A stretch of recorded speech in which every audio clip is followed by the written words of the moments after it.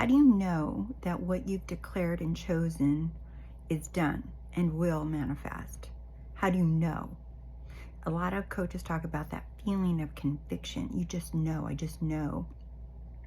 And what does that do? That puts you into this rat race or hamster wheel of trying to feel that you know it and trying to conjure up the feeling of conviction, of certainty, of finality, of knowing. I just know. And then you try to figure out, how do I know? How do I feel the knowing? How do I know? How do I embody the knowing? Like all these weird questions that you think are tricky, that you're just like trying to find the back door into what someone's saying, like knowing and conviction. Like you have to get into this meditative state, that you have to feel it real. Like all that stuff is like, it's fine, but that's the knowing. It's a lot easier. I'm going to make it really super stupid simple, okay? When you speak the words, that is the knowing. The knowing's built into when you speak. That's the knowing. That's the knowing, the belief, the conviction, the faith, the evidence, the proof, the receipts, all of it. When you speak, your word is the knowing. So don't get sucked into embodying and knowing, conviction, and all these words, because your word is the knowing.